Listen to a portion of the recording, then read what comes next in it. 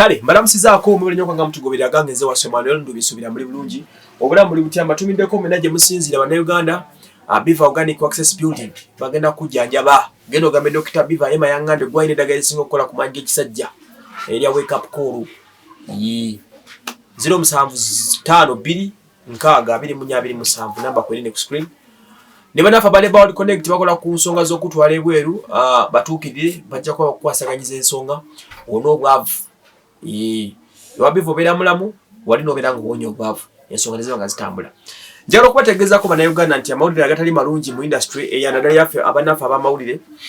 ey'omukulu amerekeddwa nga Case One Road Case Kawalya nvuka ali eggumulidde okubeera ng'asoyasoya abantu ebibuuzaawo eby'omutawaana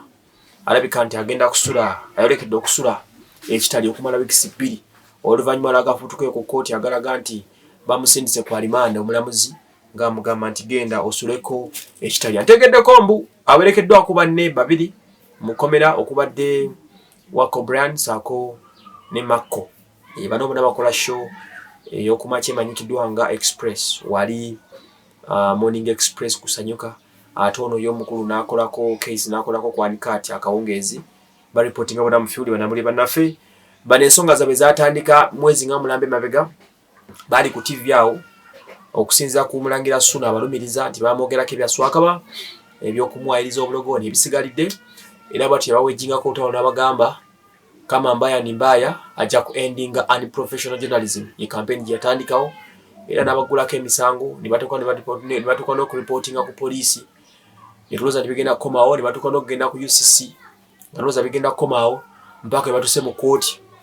finally musajja n'abagamba mugende mubeere mukomere okumala wiikisi 2 tulaba ate binaddirira oba okitegedde bulungi nnyo mawulire si malungi yalina akatono naye ng'ekyo tekibadde common mu music industry entalo zaffe zibadde nga tuzirwana bulwanyi oli n'akwogerako bano omukuba ebikonde olwo ne luggwa oli n'akwogerako ne muwalaggana ne biggwa oli n'akwogerako ne lukoya ne biggwa naye tekibadde nnyo common as such babadde nga balwana ne biggwereeyo naye ndowooza kirabika ku luno omukulu omulangira Suna yamezze n'aluma n'okuluma obusoboleka bwayitiridde kubanga mubadde nga mbiraba ku TV nga ebigambo bitirivu nnyo yagamba yajja kutoba nabo mpaka and of course okwogerako kiruma saagala ngambe nti abamwogerako bo bamalayika no but you know buli omanyi n'engeri gyakyo kirabamu you're free to give your comment down n'olaba ebibaddewo n'okusaba obuzengo gy'obigoberera I want to comment cause ensonga ziri mu kooti naye ekikulu kyabena kusaasira bannaffe abo batwaliddwa mu jjeera kubanga jjeera muganda wange si nnyangu yadde n'akatono eyo jjeera ogimanyi naye bakuteekayo ennaku 2 muganda wange ennaku 2 naye bakuteekayo saawa busaawa owulira ng'embeera ekyuse so wiikisi 2 mu Uganda ya leero muganda wange omuntu okuteeka mu jjeera odda toli kyekimu oba okitegeera bulungi naye nga tujja kusaba bannaffe aba Ejawu ABK President Jackson n'abasigadde mu kitulemuko mwogereganyemuko n'omukulu Suna nti bannanga obusunga bwasusse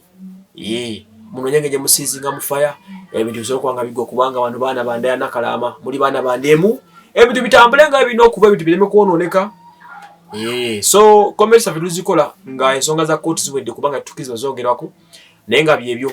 muzembe bigoberera nammwe bibaddengawo openly up to date nsonga nyingi musajja atabuka n'agamba yagala akawumbi ssente abo ne bagamba asaaga paka omusajja bayingiza banne munda obitegeti kale nze Wasio Manuel mwebale nnyo kwanga mutugobere